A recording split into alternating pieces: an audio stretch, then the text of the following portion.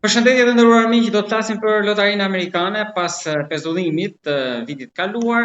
Duket se Departamenti i Shtetit ka miratuar ndryshimet e fundit të rregullores me rishikimet që janë bërë në këtë proces në formular që do të miratohen sipas mediave amerikane, po dhe vetë Departamenti i Shtetit që e ka publikuar në datë 10 prill për të hyrë më pas në fuqi në vjesht, pra për të vijuar procedura si në vitet e kaluara. Po zhvillojmë këtë bisedë për shkak të interesit të madh që ka në Shqipëri për këtë proces, pra nga lotaria amerikane. Por sigurisht që rregullat janë ndryshuar edhe janë forcuar. Çfarë duhet kemi parasysh në vitin që do t'i plotësojmë, pra nga vjeshta e në vazhdim? Për këtë do të flasim më shumë me zotin Sadri Kortoçi në New Jersey, i cili është më afër procesit atje, por edhe ndjekës i zhvillimeve të fundit, jo vetëm për këtë çështje, por edhe të aktualitetit. Zoti Kortoçi, përshëndetje dhe faleminderit. Mirëdita. Faleminderit për ju. Faleminderit ju. Zoti Kortoçi, çfarë ndryshimesh janë bërë tek lotaria amerikane që duhet të kenë parasysh gjithë qytetarët shqiptarë që do ta plotësojnë pra në vjeshtën e vazhdim nga ky vit? Duke marrë parasysh ato kriteret që kanë qenë kriteret bazë me mushat të lotarinë amerikane përpara, kanë ndryshuar disa opsione edhe Departamenti i Shtetit me qëllim që të kenë një vetting ose një kontroll më të fortë ke këto që vinë me lotari amerikane. E ka pa disa ndryshime. Një për atyre ndryshime është se përpara ka qenë që ti vetëm bëshë një aplikim, pastaj kërkoshin dokumentat të tjera si pasaportën e këto. Domthon kushti kryesor sot që Departamenti i Shtetit në atë moment që ti fillon edhe aplikon duhet me pas një pasaport që është e paskaduar. Dhe me pas një periudhë ndoshta nuk e kanë përcaktuar eksakt, po pasaporta do me qenë e rregullt.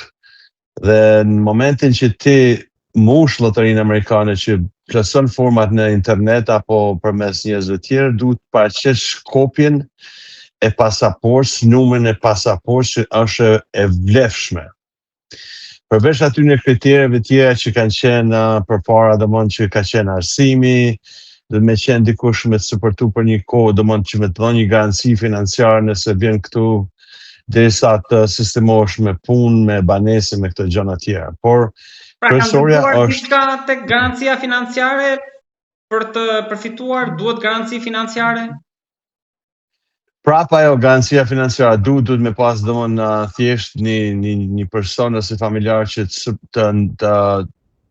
të suporton, se me thonë një garanci që për kohën që të vjen në momentin e parë që vjen futesh në Shtetin Amerikan, të me qenë dikush që të garanton paktën për një periudhë kohë derisa ti mundesh me gjetë një punë ose banesën që të garantoj që mos kërkosh ndihma sociale ke Shteti Amerikan. Po jo garanci në një shumë të caktuar për përfitimin e saj.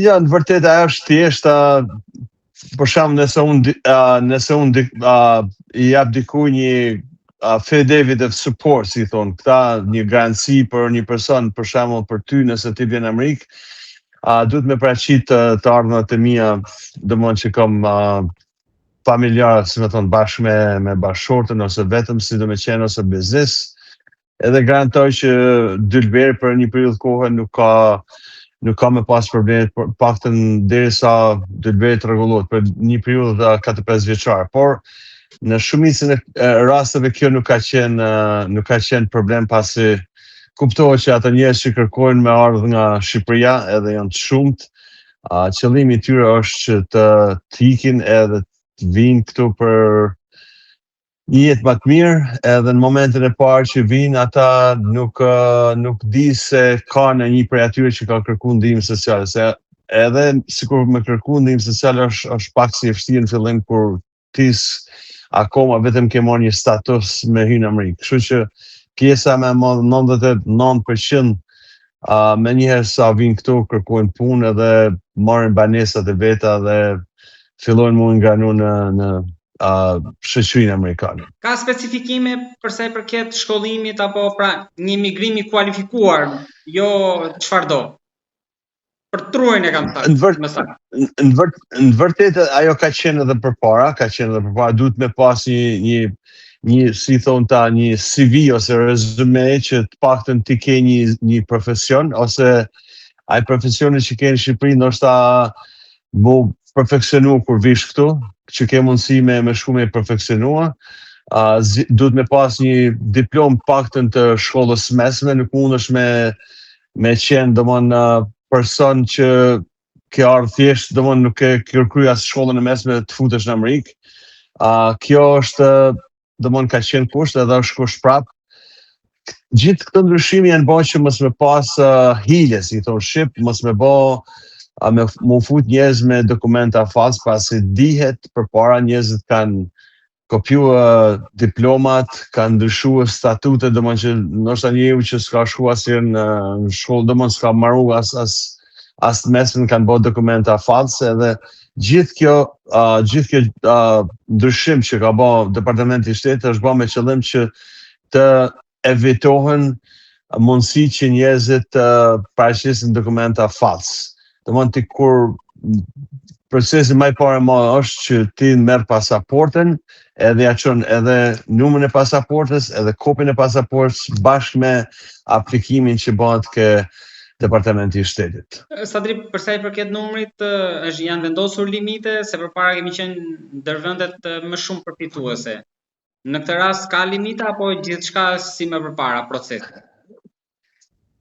Paka shumë njëtat kritere për sa për këtë limitit, domethënë tu janë fut në Amerikë me loteriat amerikane diku 50.000 veç çdo vit. U pezullu në kohën e Covidit një periudhë, domethënë se njerëzit nuk ishin në përzyra, në për ambientet e punës, edhe puna domethënë u pozicionu nga zyret në për shtëpi edhe vetë situata që ishte Covidi, por Amerika ka nevojë për fuqi punëtore, edhe vendet si Shqipëria domethënë që dihet se shqiptarët nuk janë punëtorë në vërtet, kudo që janë, me pas sistemin që funksionon, shqiptarët ecin përpara. Edhe ke fakt që edhe këtu në Amerikë, një pjesë e mirë e shqiptarëve domethënë që se kanë gjetë veten në Shqipëri, në vendin e tyre, vinë këtu dhe kanë ecë shumë përpara në gjitha aspektet, që nga shkollimet, që nga bizneset, që nga domethënë në çdo aspekt. Tash unë i shoh për shembull, shumë njerëz në Shqipëri që bajnë komente edhe për njerëz që ndoshta janë suksesshëm, po është një pardje që thoshte në një postim që kishte bërë Bledi Fevziu për një bashkëdhetar toni që është nga Malizi, që ka 4 restorante, dhe thoshte ky mirë, ka restorante, ka shtëpinë e madhe që ka ndërtu në Vuthaj, po kur ka nërmend me gëzu jetën. Në vërtet, një aspekt është se këtu është ajo American greed, si thon Amerikanët vetë, domethënë mania që me pas sa më shumë.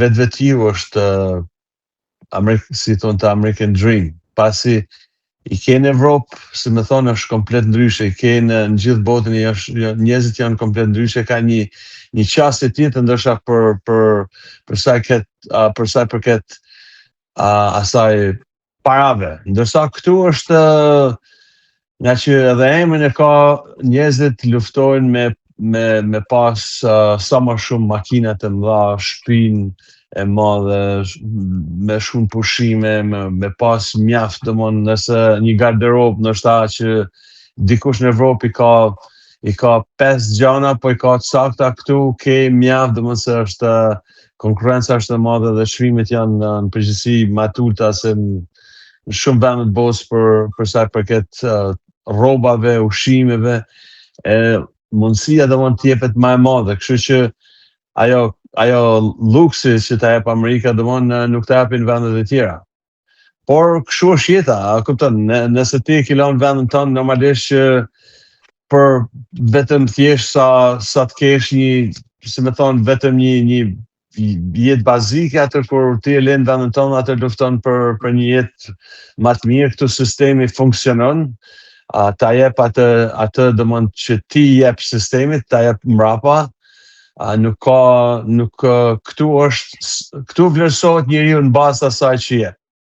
Nuk mundesh me thonë që s'ma dha sistemi ose s'ma dha Amerika, nuk ta dha se si ke dhënë ti Amerikës. Këtu nuk vlerëson kush sa i bukur je, sa shkollor je, kur vje këtu do fillosh nga zero. Si me thonë, ndoshta edhe poshtë zeros nëse se din anglisht, po do fillosh nga zero dhe çdo ditë që vjen këtu mëson një diçka të re dhe shkon edhe më lart.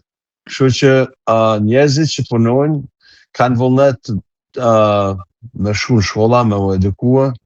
Shkolla sidomos është ajo gjaja më e madhe që të jep përparësi këtu, pasi nëse ti ke një arsim dhe varet edhe ajo arsimi, se çfarë arsimi ke, sidomos teknologjia, drejtësia, mjekësia, këto janë degë që paguhen, edhe njerëzit që marrin këtë drejtime ka një avantazh ndoshta edhe më të madh se sa edhe ata njerëz që kanë biznes. Edhe biznesi nuk është e lehtë që të bësh biznes, pasi duhet me di gjuhën, duhet me di komunikimin, duhet me di shitjen, sales, si me thonë, me marr klienta të ri, por çdo gjë arritet vetëm me punë. Pa punë nuk arrit asgjë. Me thonë që erdha në Amerikë dhe tash çdo gjë është vetëm për atë shtypë butonin, nuk është as pak e vërtetë, se çdo njëri duke filluar nga unë nuk ka qenë e lehtë fillimi është shumë i vështirë. Bëhet më lehtë pak a shumë kur ke familjar të tu ose njerëz të tu që të japin një dorë në kuptimin e fjalës me tregue ku të orientohesh, por shumica 95% të shqiptarëve në vërtet edhe gjithë emigrantave, secili ka një histori jete kur ka ardhur në Amerikë. Nuk është e lehtë, nuk është bashkë me lule, njerëzit kanë ato ëndrat e veta, ëndra amerikane që shkojnë në Amerikë, por kur vjen këtu një pjesë shkënjehen, pasi e shohin se nuk ka momente me shku në kafe nga 5 herë në ditë. Të puna është punë, çosh mjes, edhe këtu është në fund edhe këtu është si gjan vetën. Ke njerëz që për gjithë jetën e vetë kanë punojnë për një paycheck, për një pagesë, thjesht me çek edhe pajtohen. Një pjesë tjetër nuk pajtohen, vazhdojnë edukimin, një pjesë tjetër hapen biznesin. Nuk do më thonë që hapen biznesin dhe je me sukses, por po se provove, nuk mundesh me thonë që s'pata sukses. Duhet ta provosh, si thonë ta, you have to try it. Ti nëse do me vrapu edhe nëse i thu vetes që s'vrapoj dot, ti do më thonë, aty e ke vu atë perdin ose atë murin që ke atë energjin që i thu se bëj dot, po ti nuk e provove. Duhet me provue që me thonë, e provoj një herë, 2 herë. Ai personi që ka shpik lampen elektrike edhe shumë njerëz suksesshëm kanë provuar me qindra herë. Kanë disa që i thonë ai personi që ka shpik lampen e ka provuar 1000 herë. Do të njëjtin fail arzu, si me thonë 999 herë ka provuar dhe herën e 1000, ndoshta s'ka qenë eksakt numri, por e ka arrit me bë lampen. Do të thonë që njerëzit e provojnë. Kur ti le vendin ton, po në Shqipëri është e kundërta se nuk sistemi kene nuk funksionon. Sistemi e kena bërë veç ne shqiptarët. Edhe ti pyet çdo njërin, fajsojnë qeverinë, fajsojnë 10 veta që kanë qenë pushtet për këto 35 vite, po në vërtet jemi na ata që kena bërë atë lloj sistemi. Ti, unë, gjithë njerëzit, unë po flas se tash kam bën 30 vite këtu, po flas njerëzit, mos qenë shonë, kanë me qenë ato njerëzit e mi që kam në Shqipëri, por na e kena kriju vetë atë lloj sistemi. Nuk mundesh me fajsue 10 veta, 15 veta, 100 veta që kanë qenë qeveri. Pasi nëse ti e ke atë edukatën e punës, edukatën e se si funksionon ligji, se si funksionon shteti, atëherë do të me ndru këta njerëz. Do të me ndru. Jo më bo sërveli atyre që vjedhin, me mbrojt ata që vjedhin, me vjedh për vete, nëse t'jepet një mundësi sa do vogël që nga një qëru ke spitali ose një këta sigurim që qunë të policia private që mundon me bo pisliqen, domon po kanë atë pozicione punë se deri tek kryeministri ose zëvendës kryeministri. Sistemin e kena bo vetë, sistemin drejtësisë e kena bo vetë, se dhe ata që drejtojnë janë shqiptarë, politikën e bojnë shqiptarët, zyrat i bojnë shqiptarët, kafet i bojnë shqiptarët, domon këta jena shqiptarët. Kështu që jena bashkëfajtor, do të me pranu realitetin që secili është bashkëfajtor, edhe unë nuk pajtohem në kuptimin e fjalës me politikën në aspektin se secila palë për këto 35 vite fajson njëri tjetrën.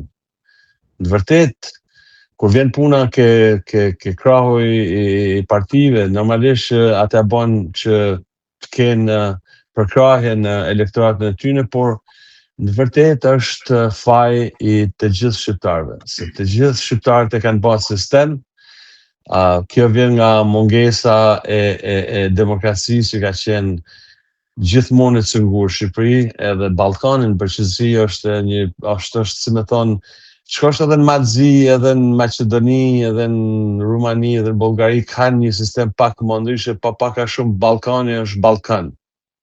Pranaj gjithmonë ka pas probleme, ka pas luftra, domon një si me ta thonë, është një urrejtje vetë në mes aty në popujve, po prapë ne shqiptarët e kena kundra njëri tjetrit. Se cili do me qenë baraktar, edhe se cili do mu të regu që unë jam ma i zgjur edhe ma i meshëm se tjetri.